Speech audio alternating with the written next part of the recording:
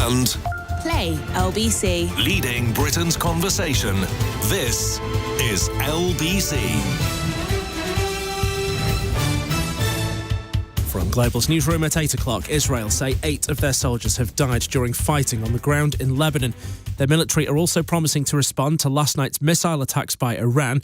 US President Joe Biden says the retaliation must be proportionate. John Healey is the Defence Secretary. I said to Israeli Minister Gallant this morning, we totally condemn the Iranian missile attack. We continue to support steadfast their right to security.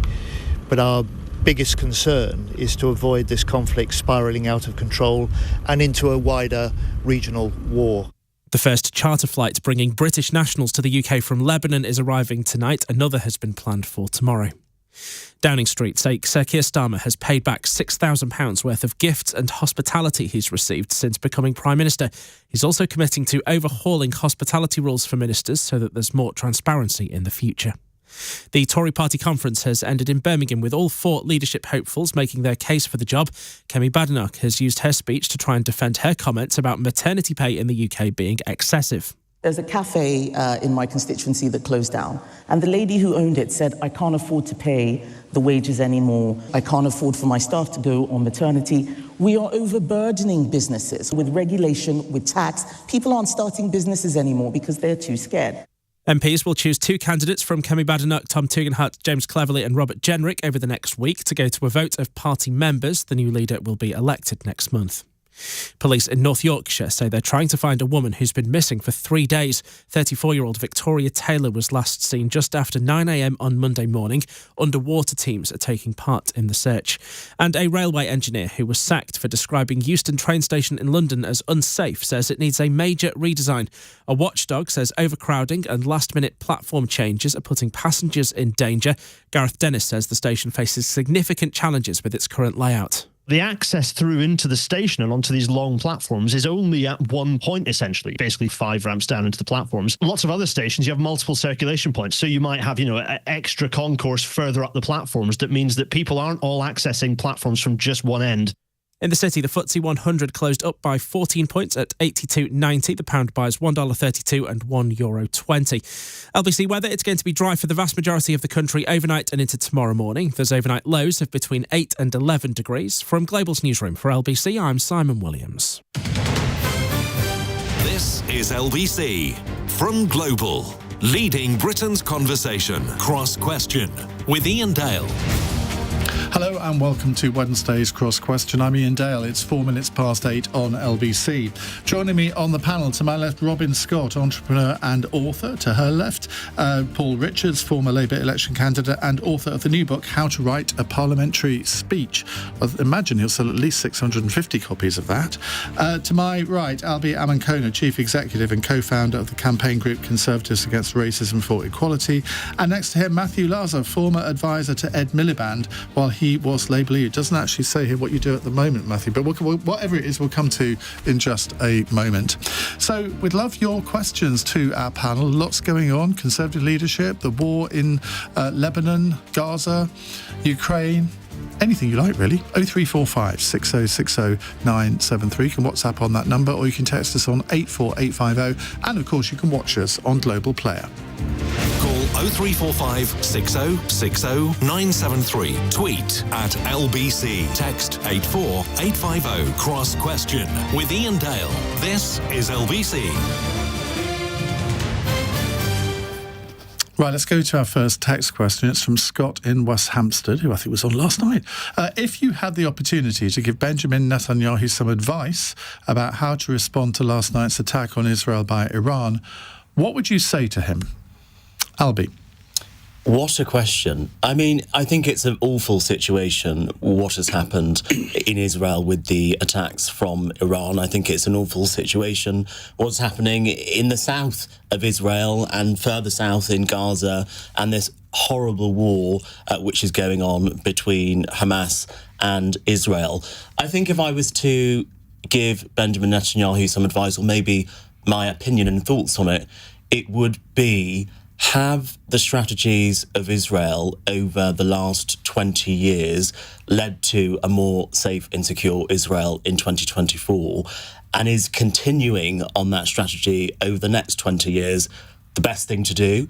I think it's quite clear that peace in the Middle East hasn't really worked, and this bubbles up every decade or 20 years or so. I remember being in an airport when Israel invaded Beirut. I think it was in 2005 or 2006, and I just remember seeing all the planes being cancelled to Beirut, and now we see this happening again. And I just think, is this just going to keep on happening? Matthew. Well, my message would be put your country before your party and your political interest, because I think too much in this crisis, Netanyahu's been motivated by the internal politics of Israel. He's got some very dubious people in his coalition who every time common sense has seemed to even mildly prevail have pushed back from a right-wing perspective. Particularly, for example, we've seen that over the behaviour of the settlers in the West Bank. So just, put your country before your political interest, and, when you're thinking about a response, make it about making Israel's future more secure and not your own future in the Premiership more secure. So do you think that he's effectively, even if it's subconsciously, being guided by the fact that once this is over, and at some stage it will be over, he'll be up before the courts?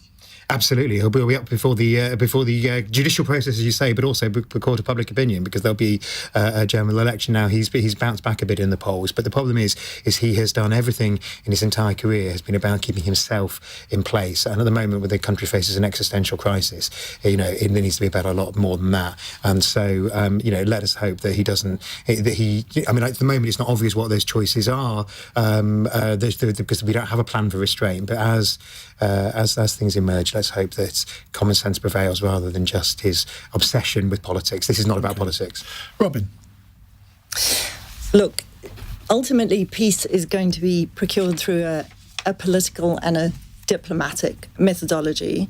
And what I would say is I just hope that the multilateral community is not cut out from this conversation. I think one of the things that this conflict has shown is that our institutions, which have been weak for some time, our multilateral institutions, born in the 1940s, are getting weaker. We still need to engage with them, and we need a parallel conversation about institutional reform and institutions that are better able to avert these situations before they get as acute as they are. But that is the role of the United Nations. We were talking in the last hour about the fact that diplomacy has completely failed here.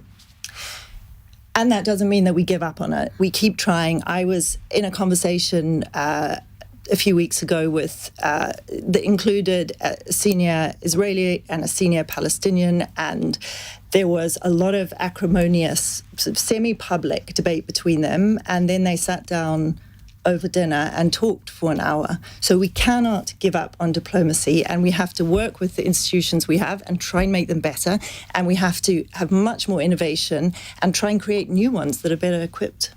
Paul. Well, I think we need regime change in Israel. I'm a supporter of the left in Israel, and we need regime change in Iran as well. Until that point, though, there is a war between a democracy and a theocracy. And the reason why RAF pilots were in the air last night is because Israel is our ally, and we need to make that clear. We need to get the hostages home, and we need to tell people that Israel has a right to defend itself. And so, in that crux of a conflict, you have to pick a side. Is it as simple as that? Is it that black and white? Well, I think when, rockets are raining down on Israel, that's why RAF jets were scrambled, why the Americans helped with the air defences, and why the West is saying this is entirely unacceptable. Those hostages are still there, don't forget, and we never lose sight of that. At the Labour Party conference a week ago, there was the relatives of these hostages giving some of the most, heart-rending testimony of what that's been like. And so some of them, of course, have been released and given their own testimony. Well, I think we're going to be talking to one of the hostages on Monday's programme, which really, that is the anniversary. That's what it comes down to, really. Let's not forget how all of this was triggered, was the biggest massacre of Jews since World War II. Umar in Birmingham has a perspective on this, or a question. Umar, what would you like to ask? Yeah, my question is, does a red line exist whereby the UK ceases to support Israel. Does a red line exist under which the UK would then not support Israel? Matthew? Well, I mean, I think you never write anybody a blank check, any ally. I mean, in a sense, we don't write a blank check to the United States. If, Donald Trump did something entirely crazy in office, we wouldn't stand by it. I mean, the fundamental right of the State of Israel to exist, it should remain a red line for Britain. But, as was said all the way through the conflict, how Israel does this matters, which is the phrase that Antony Blinken, the US Secretary of State, said a year ago. I think Israel's done made some huge mistakes over the past year, but that doesn't take away the strong support that Britain should have for the right of the State of Israel to exist. But we obviously need to be free to criticise the Israeli government when it does things that are wrong, and it's possible it will make tactical wrong turns even in the next 24, 48 hours. Robyn?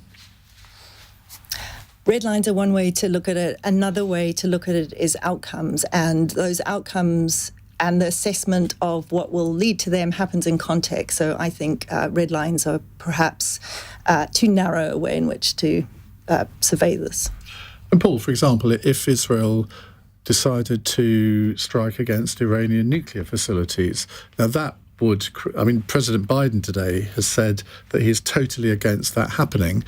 But that's unlikely to prevent the Israeli Prime Minister from doing it if he feels that it's in Israel's interest to do it. And I think I'm right in saying they did it before. I think it certainly was in the 80s where something similar happened. I mean, I think, the role of an ally is to advise and to try and offer wise counsel and to talk, a leader down from a position that might cause greater trouble. But like I say, when it gets to that crux moment, then we have to back our ally, ultimately.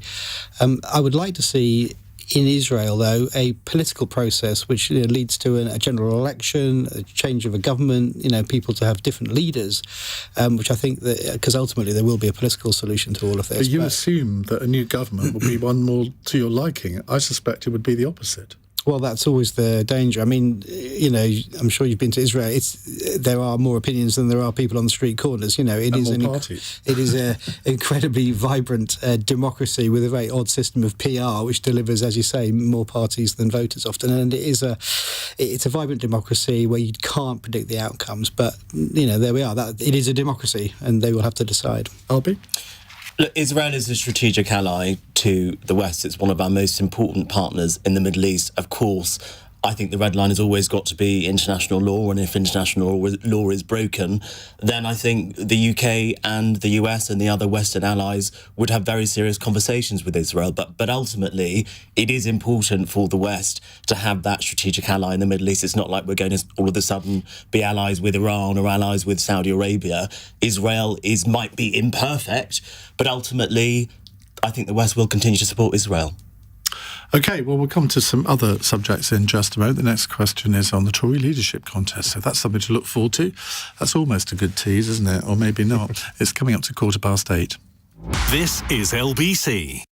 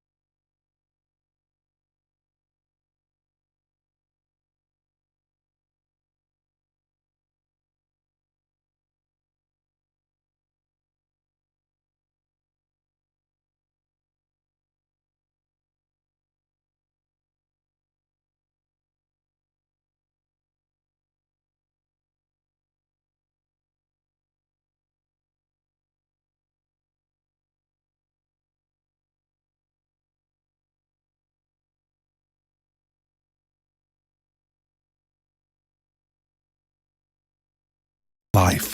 Cross Question with Iain Dale. Watch live on Global Player. This is LBC.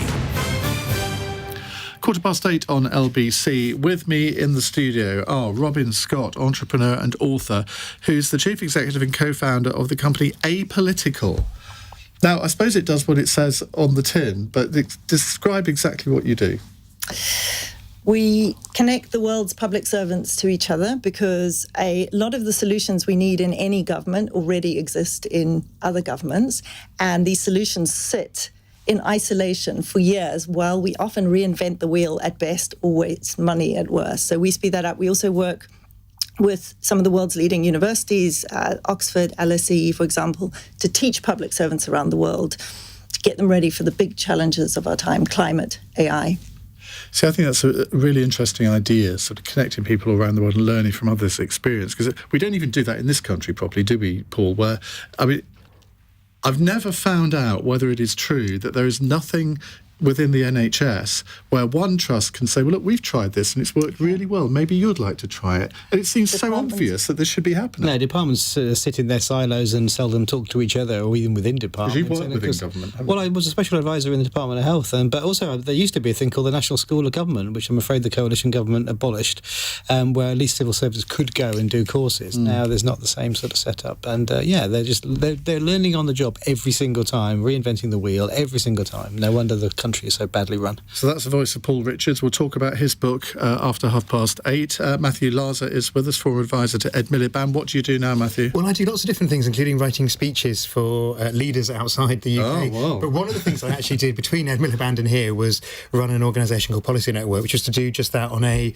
political scale. So I brought together sensible, progressive leaders, Justin Trudeau, Pedro Sanchez, and together with British... I'm glad to say people who are in the cabinet now, so that people could actually sit down and discuss the problems that they were having, trying to reform their countries. So hopefully a few of those lessons will be transferring to the lesson to this from government. Justin Trudeau would be how not to wear a turban on a visit to India. But you can learn good and bad things from, we say, experience and ideas from around the world. And Albie Amankona is here, chief executive and co-founder of the campaign group Conservatives Against Racism for Equality. Right, let's go to Billy in Ventnor on the Isle of Wight. Hello, Billy. Hi, evening, Ian, and good evening, panel. Regarding the Tory candidates, they're all standing on a platform of change, and I just want to know what everybody thinks, really, about the fact that as recently as 2 months ago, the general population voted for just that. So what exactly are they offering? Paul? I mean, they're all hoping to sort of capture that Cameron 2005 moment where the big speech at the hustings suddenly transforms their prospects and they come out of the conference as the front runner. I think cleverly I'm told, has sort of achieved that to a certain degree with his speech today. From standing behind a lectern. Yeah, that's right. Yes, he didn't pretend he didn't have any notes and all of that business. But he, all of them are on this change ticket. But of course, that's how Cameron won his leadership contest, was change to win, wasn't it? And his challenge in his speech was basically, look, we're terrible, we keep losing elections. This is his message to his own party, the Conservatives. We keep losing elections. Without change, we'll never, ever beat Gordon Brown. And, he won that. He was only elected in 2001, so 4 years later he was leader. 5 years after that he was Prime Minister. So he was successful. That's what they're trying to channel this week, but whether any of them have broken through to quite the same degree, I don't know. Which one of them do you think Labour fears? I think we fear cleverly, and we really hope it's Kemi. Do you? Yeah, she's the gift that's going to keep on giving, I think. I mean, she's gaffe-prone, she speaks her mind, which is admirable in some ways, but in the scrutiny of leadership is a there is a school of thought that she's the only one of the three that would really be able to take the fight to Starmer, and he wouldn't know how to deal with a black woman. I don't think there's any truth in that at all. I think he'll make mincemeat of her because I think she's not a serious potential Prime Minister. I'm not sure if she wants it that much either. I think she wants to make a name and maybe get a good shadow role out of this. But does she really want to be the next Prime Minister? It's interesting you say that, because I was in a green room with a Labour MP who actually said that they thought Kemi Badenoch would be the most difficult for Keir Starmer to deal with for exactly the reason that Ian has just said, that it would be very difficult. No, I'm not going to do that, because it would become a big thing. But essentially, they said they thought it would be difficult for Keir Starmer, an older white man, to deal with a younger black woman in Parliament. So, what do you think, in answer to the question? I mean, they're all saying that they want change because in any election, it's either, as Sarah Palin would put it, the hopey changey thing, or stick with nurse for fear of worse. And cleverly is sort of rather cleverly combining the two, isn't he? He says, I've got the experience, you need someone with a bit of experience, but I recognise we got a lot of things wrong, but seems to have quite successfully sort of said, but wasn't anything to do with has he come out as the leader from this afternoon? I'm asking those that are paying far more attention, but that's the impression I get, that he did better than his rivals, and he wasn't there this morning, but he's there by tonight. Yeah. The sense that I got from conference is that Kemi had a bad conference, James had a very good conference, Robert had an all right conference, but he's already the front runner, so I think he's almost certainly going to be in the final two. I think Tom also had a good conference, but the main story, I think, is that Kemi had an absolutely terrible conference. I think that gaffe about maternity pay was terrible. People are still talking about it. She then made some comments about minimum wages, businesses finding it hard to pay minimum wages, which again was just odd. And those are the lines which the public hear from Conservative Party conference. A Tory leadership contender said there was a problem with maternity pay and minimum wages, and everyone just thinks we're odd, and we're not. Whereas James just comes across as very normal, very likeable, someone that has been in 2 of the great offices of state, someone that can actually say, I implemented policies that reduced immigration, not like Suella Braverman and Priti Patel, who actually increased immigration to the historic levels that we've seen. So I think James's personality and experience really shone through at conference. I think he had a very good couple of days. Are you supporting him? I've not decided who I'm backing yet. I honestly haven't decided. I like all of them. There was one person I was concerned about. Politician. Well, come on. You know why you wanted me on here. But no, I honestly haven't decided. I like all of them. I was concerned about one person running. They didn't run in the end. So the fact that it's... I didn't want Suella Braverman to run. I was very concerned about that. And the fact that she's not running, I think it's a good thing. And I think the candidates that we have left in the race are all good, and I would be happy to work with anyone who wins. Well, that is a politician's answer, isn't it? Good heavens.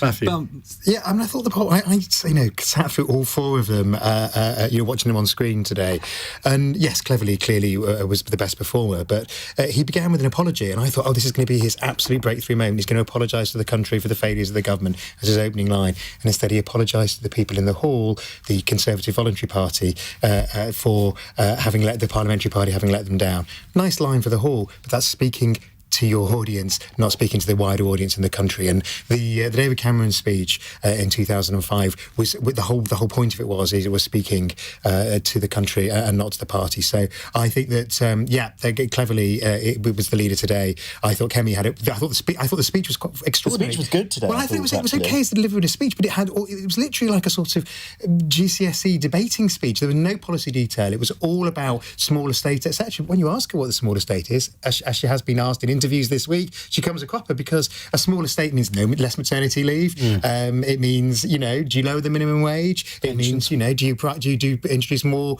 pay into the NHS? Fine, but be honest. I think she would say, and this has been a theme of what she said, I think, for some time, is she wants to start from first principles, a bit like, in a sense, Margaret Thatcher did in 1975, and sort of almost go back to Conservative philosophy and think, well, what do we stand for in 2024, and build the policies on that. But, it's a very long-term strategy. She did not get that over in that speech, I didn't think. I think you're right. I think it's absolutely, and in a sense, it's an exciting aim, but it's a very long-term aim. And I think the reason that Labour fears cleverly most, I agree with Paul on that, is because simply the likeability test. I mean, at the moment, the Labour Party hasn't really had somebody that the public liked as its leader since 2007, in terms of somebody whose sort of personal appeal was higher than the party. Well, I'll have to wait for West Streeting for that one. Or possibly Angela Rayner, who knows?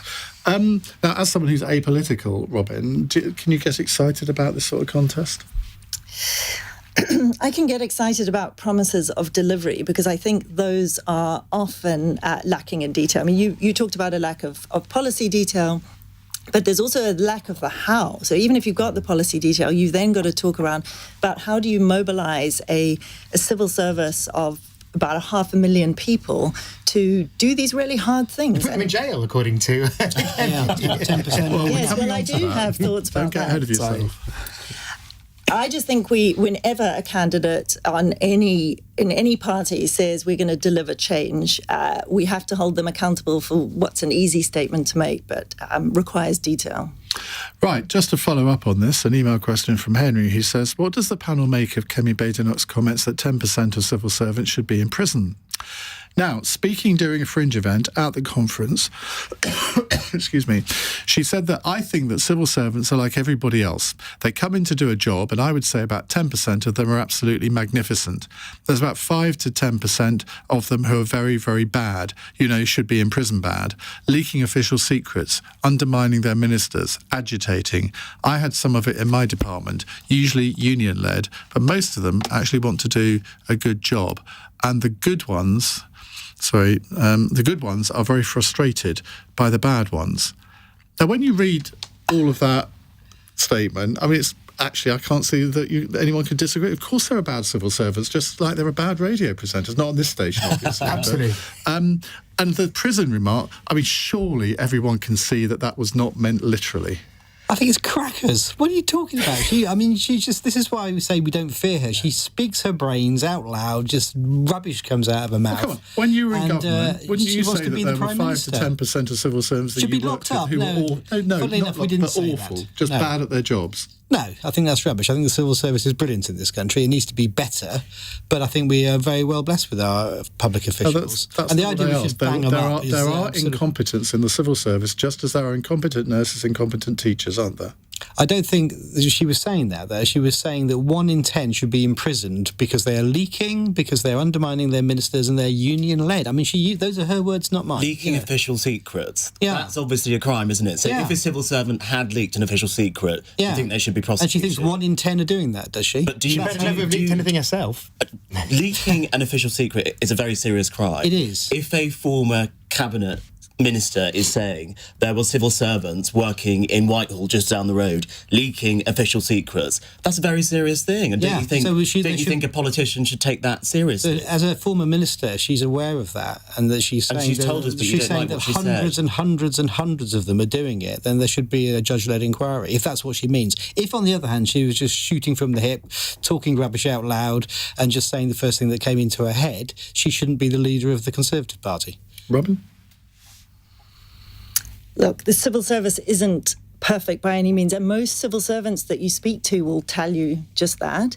It's also fairly low on morale at the moment, and the one thing I'd say about these comments is they can affect civil servants they're not intended to focus on, and we should maybe bear that in mind. The other thing I would say is the UK civil service has always been and is still looked to around the world as an exemplar in many ways. I speak every week to public servants in other countries who say, what is the UK doing on X, Y, Z policy domain? And in a mid-sized power with limited economic muscle, that is an incredible lever of soft power that we should cherish and make more of. Right. Well, a bit of disagreement there on the panel. Matthew, have you got anything to add? I mean, I think it shows really that I think Kemi's better future's carved out as a commentator who says interesting things. Because you say when you of course there are some civil servants who in any job there are people in any team there are some weaker members. But to start saying that even tongue in cheek that people can be jailed in the era of the 3-second Twitter clip is just daft. And I think that's another reason why, as you say, she's had a bad week. I just think it's really sad that a politician can't say something without everybody taking every single word literally. And we all know, around this table, she did not mean that they should all go to prison. It was a figure of speech. Now, why did she say it? Some people should go to prison. I know she said it. Why did she say it then? If she didn't mean it, why did she say it? To reinforce her argument. Oh, good heavens. Not a time Get a sense of humour. Not a time for hyperbole. You're under that scrutiny. OK, we have lots more questions to come, but we'd welcome a few more. 0345 6060 973. Eamon says 10% of MPs should be in jail, and Kemi Badenoch is 10% of them. Well, there you go. I think your maths are slightly right there, but it's 8:30 on LBC. Let's get the news headlines from Simon Williams. Israel say they're promising a significant response in the coming days to Iran's missile attack. US President Joe Biden is urging their retaliation to be proportionate. Israel also say that 8 of their soldiers have died during ground fighting in Lebanon. The first charter flight bringing British nationals to the UK from Lebanon is arriving tonight. Another is planned for tomorrow. Downing Street say Sir Keir Starmer has now paid back £6,000 worth of gifts and hospitality received since becoming Prime Minister. There's also going to be an overhaul of the rules to make things more transparent in the future. The row was referenced throughout the final day of the Tory party conference in Birmingham. The 4 leadership hopefuls have all given speeches about why they should get the job. And National Highways are apologising after a pothole on the M25 damaged 20 cars. 2 lanes were closed on the anti-clockwise stretch through Surrey earlier, causing major delays. LBC weather, it's going to be dry for the vast majority of the country overnight and into tomorrow morning. There's overnight lows of between 8 and 11 degrees.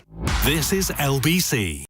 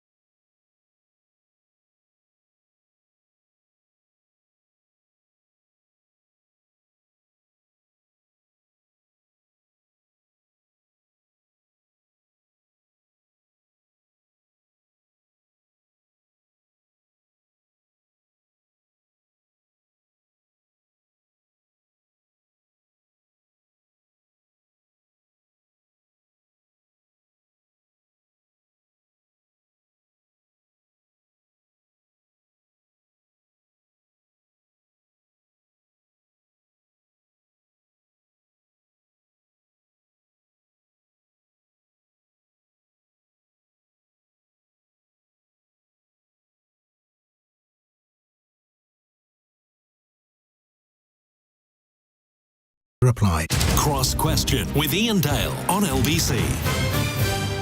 8:33 on LBC. We just had a startling revelation from Albie there. Do you want to say it in public or not? I can, because I think people know about it, and I have said it publicly, but I heard a rumour at conference that Robert Jenrick, the leadership contender, his team were campaigning on the gay hookup app Grindr, and I sent a tweet about this rumour that I'd heard, and then someone, a member of the LGBT plus Conservatives, sent me a picture of a screenshot of Robert Jenrick's campaign on the gay hookup app Grindr. So he clearly knows his audience, because you know this, Iain, but the Conservative Party Not conference... every Conservative is gay. Well, many are. The Conservative Party conference is full of young gay men, which is great for me, being a young gay man, and Robert Jenrick is being where the people are, I suppose. I'm not sure that the picture of the We Want Bobby J cap is quite... no, it's not very demure. Most enticing. It's not very demure. It's not slay, is it? The problem is that, I mean, I didn't know this until someone pointed it out to me, what that actually means. Yes, it's naughty, Want Bobby J. You look it up.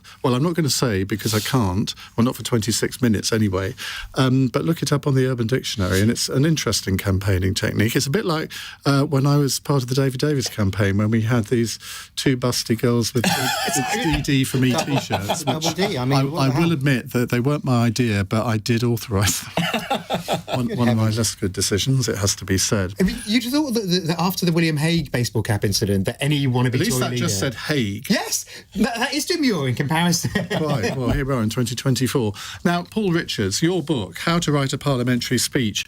Surely people ought to know how to do that if they're elected or if they're working for an MP. Well, I get in the back of cabs often and they say, what do you do for a living? And I say, I write speeches for MPs. And I get the same reaction. Can't they write their own blinking speeches? What a lazy bunch of old so-and-sos with different languages, you might imagine. And I think there's a sort of culture in this country that somehow having a speechwriter is a disreputable or, underhand thing to do. But of course the great speeches are all crafted by somebody else in collaboration with the person delivering it.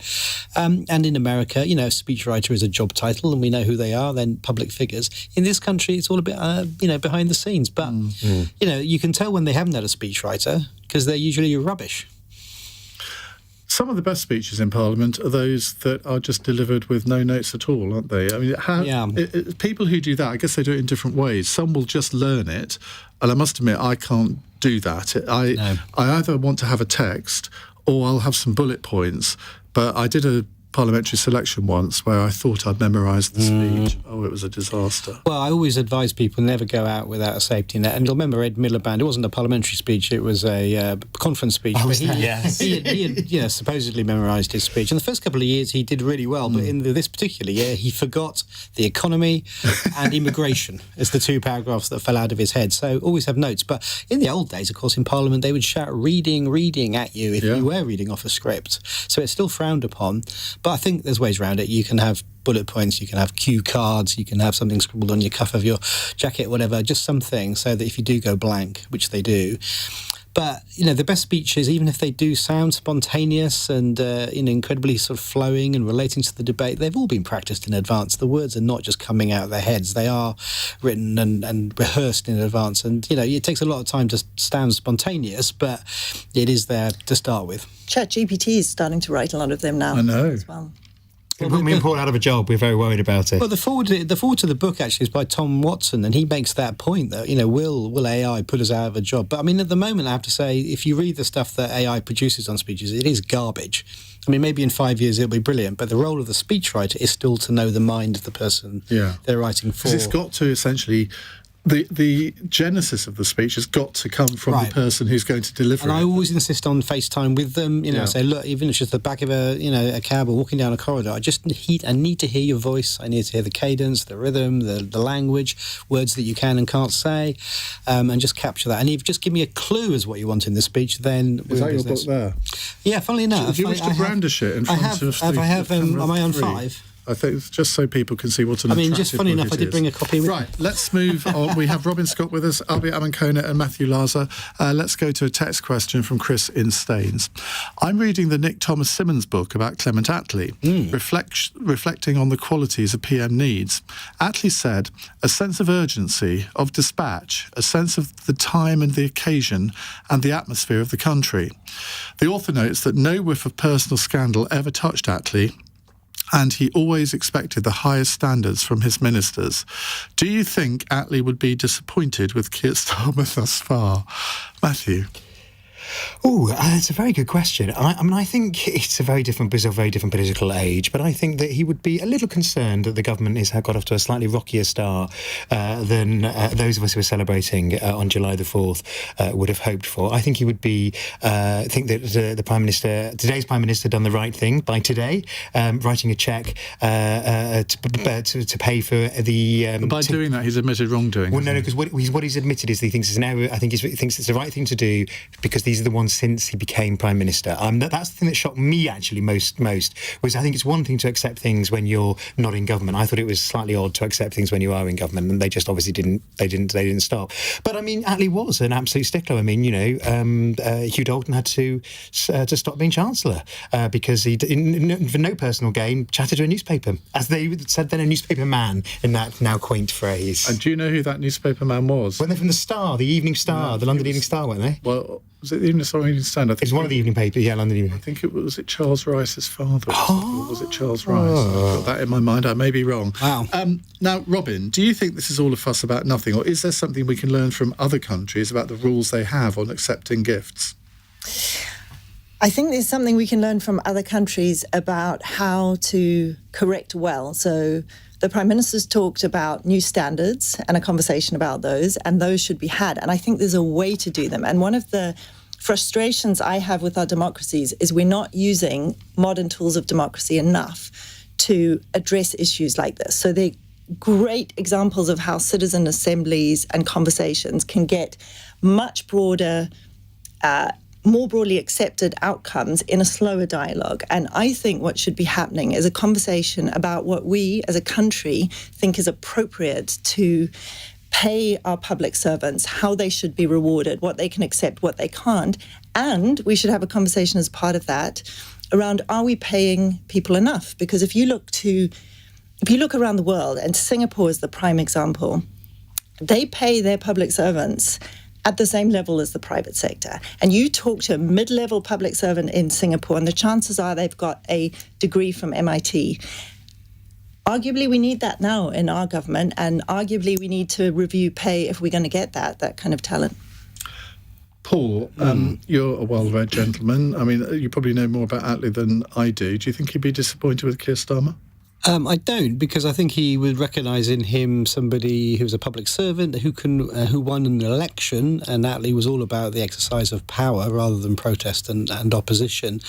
I would have to reread some of the great books about Attlee, but of course his government would have been beset by scandals and resignations and all the usual stuff. But the point is, it's the froth, and what you remember from Attlee is the big reforms, and one would hope perhaps Starmer would learn that lesson, that what we'll remember from his 5 or 10 years is the big reforms that he wants to introduce. And we will forget that he ever went to see Taylor Swift and got some new glasses. Attlee went to see Taylor Swift.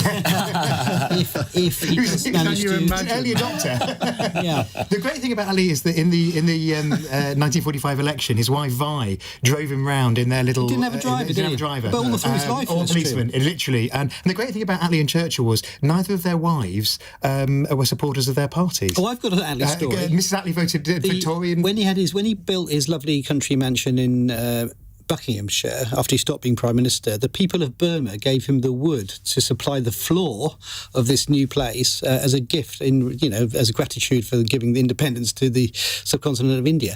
Now, that would be considered a bribe. It would be, scandal, be all over the front page of the Sun, wouldn't it? How dare the Prime Minister take the bribe from the people of Burma? It almost makes you wonder why anybody sensible wants to go into politics nowadays. I mean, the fact that he was been driven around by his wife, that would be all over Twitter now, wouldn't he? Can't he drive? A Prime Minister who can't even drive his own car, who would be saying, I mean, yeah, it's a different age, and why anyone wants to do it is a good question. Albie, you want to do it, don't you?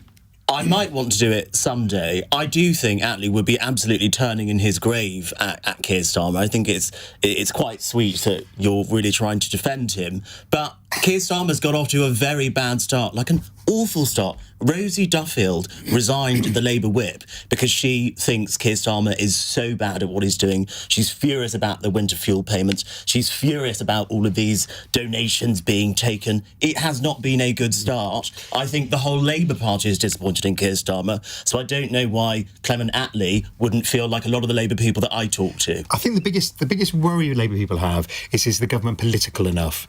And Keir's background is as a public servant. He came into politics late in life. He's not... I think he needs to make sure that he has people around him who are innately political and innately have their finger on the national pulse. Robyn? Just to your point about who would want to join, we did some research recently that looked at the mental health of politicians, and it is down there with first responders, with ambulance workers. And that's another conversation we have to have, because we may disagree politically, but we all want good people to go into government, and who would now? Yeah, but whenever I talk about this subject, about politicians being sort of hounded by people and they shouldn't be treated like this, people just say, yeah, well, they shouldn't, if they can't stand the heat, get out of the kitchen. There's very little sympathy. Oh, it's changed I don't think it has. No, it's worse now. Well, I mean, I was talking to a minister just yesterday who has to have 2 security guards with her. He can't walk down the street in their own constituency.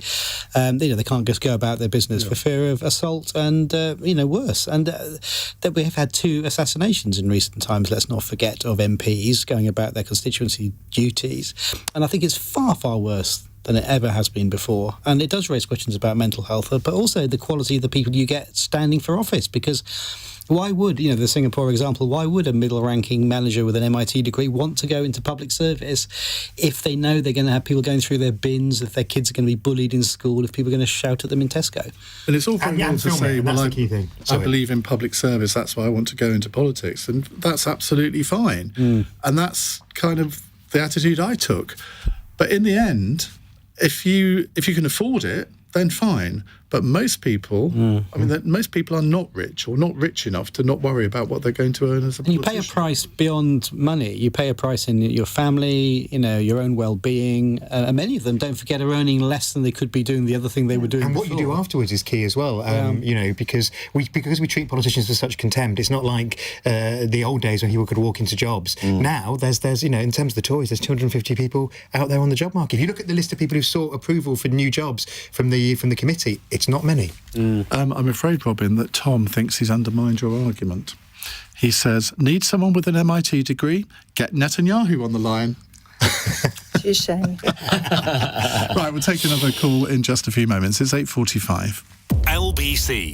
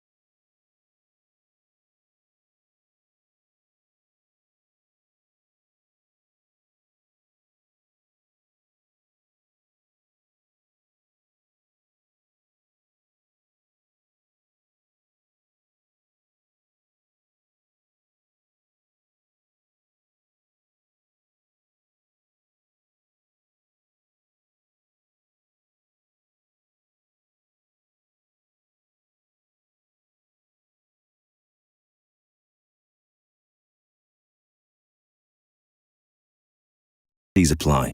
Cross Question with Iain Dale on LBC. 8:48 on LBC. Robyn Scott, Matthew Laza, Albie, Amankona and Paul Richards with us taking your questions. And here's a text question from Gerald. A new study says the average GP now has nearly 20% more patients than they did a decade ago. How can the idea of the family doctor be restored? Now, this is a study for the BBC. It's found the average GP across England has 17% more patients on their books than they did in 2015. In the areas with the highest shortages of GPs, each doctor has more than 3,000 patients. Meanwhile, in August, the highest number of virtual GP appointments ever carried out took place. 1 in 20 of them took place remotely. I don't see a problem with that at all. Does anyone see that as a big issue? Oh, it's obviously an issue. No. I'm actually, I 1 in 20, I'm surprised it's that low. My GP's practice went entirely not face-to-face way before the pandemic.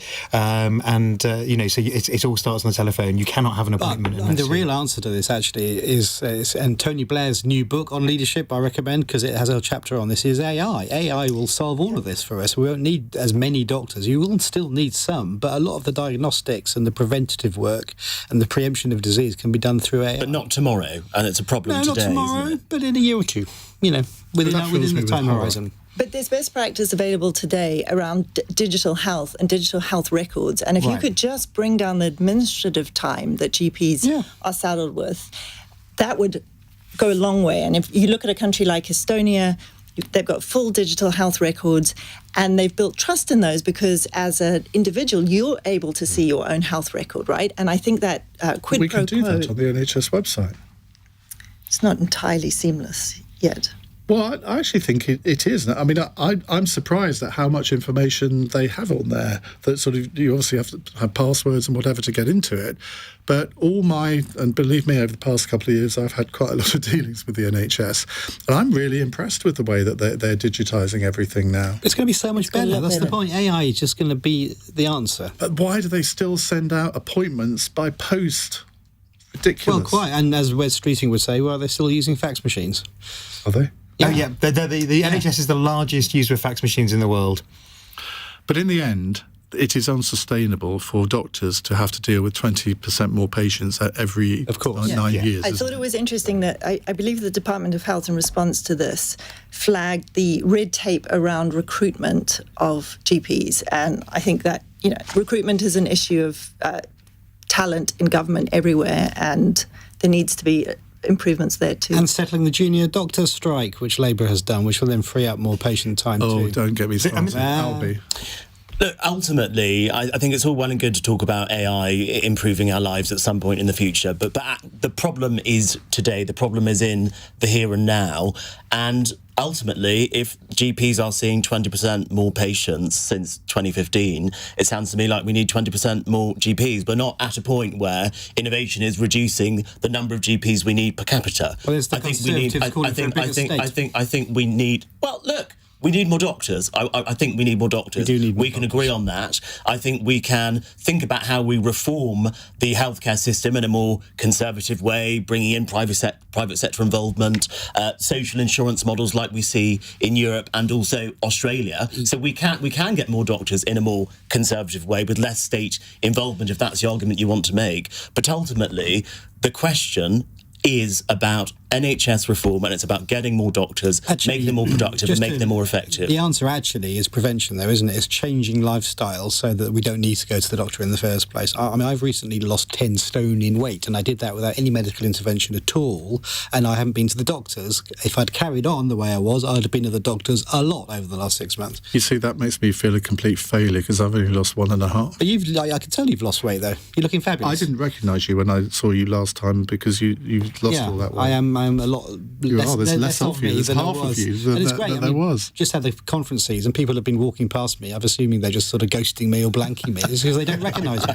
And that's what I'm clinging to anyway. I just want to say one more thing on AI. I agree it's not the solution. It's not always immediate, but a lot of it does exist. I spend a lot of my time in emerging markets with very poorly resourced health systems, and they are incredibly excited about the potential for it, and some of which is already manifest in pilots. So I think one needs to correct for the numbers of doctors, and we need to lean into innovation. But what about the family doctors? Because I think most people would prefer to have their own named doctor rather than go to a surgery and just be allocated a different one each time they go. And I've just had to change my surgery because my doctor's retiring. And I'm sort of really quite anxious about the fact that I won't have my own doctor anymore. I will just be allocated 1 out of 7. Wouldn't you rather just see a doctor quicker than wait and see the same doctor, though? Most people just want an appointment. There's quite stunning evidence about the additional life expectancy for people who have the same doctor and a named doctor. Is that right? Yeah, absolutely. There's a study that I read about recently that has a really big impact. It's not like minor. It's had to cut like 3 years. You're making me think I'm going to die soon. Oh, no, Iain. Kids who have the same teacher for sustained periods also do better. Yeah, exactly. It's a relationship. I remember we had like 4 French teachers in 3 years, and I can't speak French, but I speak fluent German. Yeah. Proof. Ulf is in Hamburg. Ulf, hello. Guten Abend, Ian. Good evening, panel. My question, how will Keir Starmer reset the relationship with the EU if he is afraid of Nigel Farage's shadow all the time? Albie. I was a Brexiteer, but I'm big enough to accept that Brexit in its current form isn't particularly successful for the aims of why people voted for Brexit: cutting immigration, increasing economic growth, making people's lives better. Maybe the pandemic had something to do with it. maybe it didn't, but it hasn't really worked in the way I think a lot of us would have hoped. And I'm not opposed to Britain having a more constructive relationship with our closest economic and cultural partners. I think that makes total sense. The question is, what is it that Keir Starmer is going to put on the table that is going to make the EU's ears prick up and actually think, let's have this conversation? Because as soon as we start getting into these kind of youth mobility schemes that they might be talking about, it all gets quite controversial. It's a bit of give and take in negotiation, and I'm not really sure what the UK would offer in order to get something back from the European Union.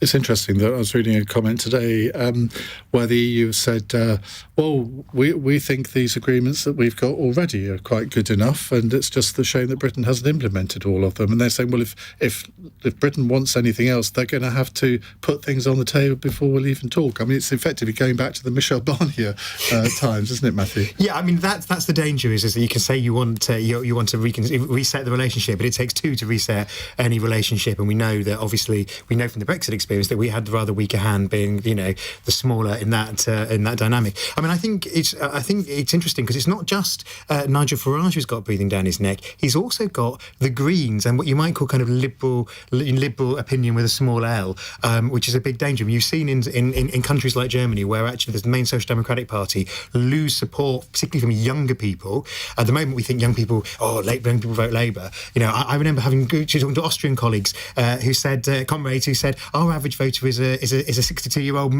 male factory worker, and we're like, if we could find a 62-year-old male factory worker who still voted Labour in 2016, you were doing well. The peak Labour voter is a 22-year-old woman, so it's very different. So the Greens are an issue for Labour potentially, and they need to think about that, particularly, if it was metropolitan flows of people who are worried about. Well, except that Reform are in second place, far more seats than the Greens are anywhere near, and you can argue that Labour's majority was shored up by Reform splitting the vote and letting Labour candidates over the line. I think the reason the Labour vote share is so low is because there was a last-minute swing to the Greens. The Greens got 7%, and they should be down on 2%.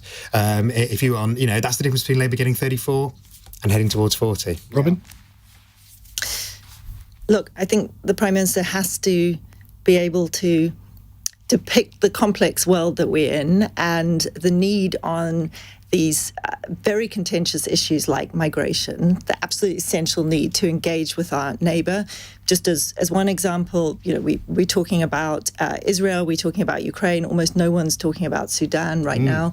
But if you look in Calais at the refugee camp, some figures estimate that around 60% of asylum seekers are Sudanese. Right? We can't address that problem in the absence of I'm glad you've reminded me of that, because I had an email a few days ago saying, why aren't you talking about Sudan? And I thought to myself, I know nothing about that, and I feel I should, so we will do it, but obviously this week has been a little difficult. Right, let's finish with our fun question. It's from Simon in Southampton. Robert Jenrick has revealed that he gave his daughter the middle name Thatcher. Okay. What name would you like to give or to have given your children, but maybe weren't allowed to? Paul? Well, I have to confess that I've done something quite similar. I was chair of the Fabian Society the year my eldest son, Alex, was born, and his middle name is Fabian. Good job I wasn't chairing the Institute for Public Policy Research. Albie? Oh, I just think things like this just make people think politicians are odd. I mean, why would you give your daughter a middle name Thatcher? Even if you did really like her, I just feel sorry for that child. She might get bullied at school. But I haven't had children, but I'm going to call a daughter, if I have one, Elizabeth, because that's my grandmother. So I've not been told whether or not I can or not use it. But no, that's my special name. Matthew? Well, of course, the Prime Minister is the ultimate example of somebody named after a political hero from Keir Hardie. So I think in tribute to our earlier caller, I'd go for Clem. Which, of course, you can it's kind of, gender neutral, because you can be Clementine or Clement. Robyn?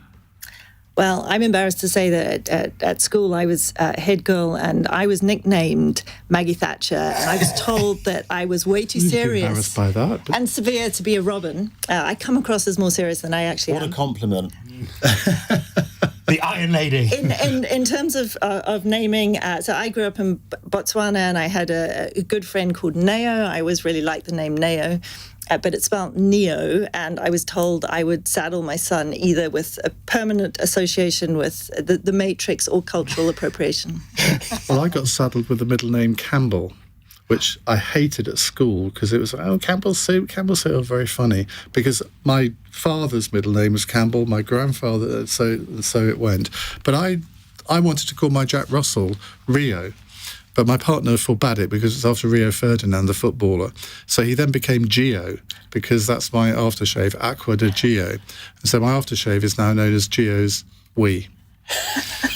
And what a way to end that hour. Thank you very much indeed to all four of you for joining me on this edition of Cross Question. On Monday, we're going to be joined by the Conservative MP and former Chief Whip Wendy Morton, the businesswoman and award-winning jewellery designer Kiki McDonough, and the Home Affairs journalist and former Labour advisor Danny Shaw. Coming up in the next hour, though, we are going to turn our attention to the Conservative Leadership Contest, which, given that I've been at the Conservative Party conference for 2 days, we actually haven't covered this week so far, not in any great detail.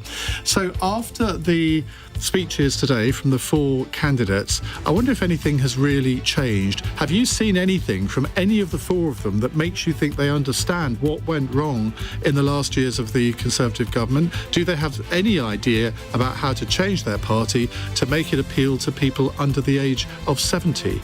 Because I think that's one of the key things, and I've seen very little from any of them that would do that. So we'll get your views on the four Conservative leadership contenders in just a moment. 0345 6060 973. On your radio, on Global Player, and Play LBC. leading Britain's conversation. This is LBC. From Global's newsroom at 9 o'clock, US President Joe Biden is urging Israel to make their retaliation after missiles were fired at them by Iran proportionate. He says he won't tolerate any plans that target Iran's nuclear sites. John Healey is the Defence Secretary. Our view remains that the best route to scale back the fighting is for a ceasefire in Lebanon and to back a UN plan for a negotiated settlement. That's the way that we can get the Israeli families back into their homes in North Israel and the Lebanese families back into their homes in southern Lebanon. Israel are also confirming that 8 of their soldiers have been killed during ground fighting in Lebanon. The first flight chartered to bring British nationals to the UK from Lebanon is arriving tonight. Another is planned for tomorrow. Downing Street says Sir Keir Starmer has paid back £6,000 worth of gifts and hospitality he's received since becoming Prime Minister. There's also going to be an overhaul of the rules to make sure the system is more transparent in the future. It says an investigation begins into Labour donor Lord Ali over an alleged failure to register interests. The 4 candidates hoping to be the next Tory leader have all given speeches on the final day of the party's conference in Birmingham. It's now up to MPs to reduce the current list of James Cleverly, Tom Tugendhat, Robyn Jenrick and Kemi Badenoch down to 2. Party members will then decide the next leader. The winner is announced next month. One of 2 doctors charged by police investigating the death of Friends actor Matthew Perry has pleaded guilty after reaching a deal with prosecutors. 54-year-old Mark Chavez is admitting to supplying ketamine. He'll be sentenced in April. Underwater teams are now joining the search for a woman who's been missing in North Yorkshire for 3 days. 34-year-old Victoria Taylor was last seen in Malton on Monday morning. And a railway engineer who was sacked for describing Euston train station in London as unsafe says big decisions need to be made about its future. A watchdog is now saying that passengers are being put in danger by overcrowding and last-minute platform changes. Gareth Dennis says the current situation can't be allowed to continue. We are still not seeing a confirmation as to what HS2's side of the station will look like in the future. There seem to be some rumblings that it might at last actually be confirmed that HS2 will arrive at Euston. But without that long-term view, it's very difficult to understand what the right short-term fixes can be as well. In the city, the FTSE 100 closed up 14 points at 82.90. The pound buys $1.32 and €1.20. LBC weather, it's going to be dry for the vast majority of the country overnight and into tomorrow morning.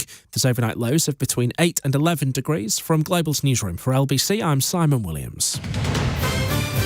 This is LBC from Global, leading Britain's conversation with Iain Dale.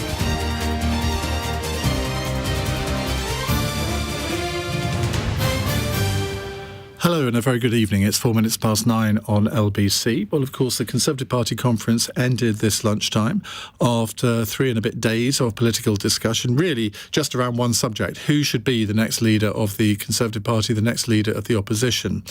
And I'm not sure anybody's come to any great conclusion on this. MPs will be voting next week to whittle the shortlist of 4 down to 2, and then Conservative Party members will be voting as to who they want.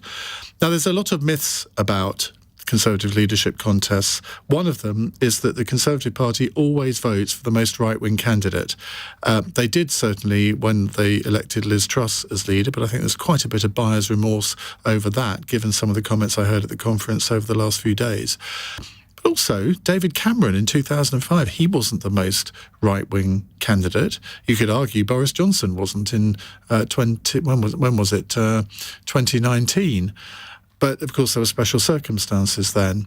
So I'm not sure a lot of these myths actually hold a lot of water. But in the end, the reason that people should vote for a new Conservative leader is whether they think that they would, A, be a good leader of the opposition, and B, be a good Prime Minister if they were to win the next election. And, of course, there is no law that says the Conservative Party can't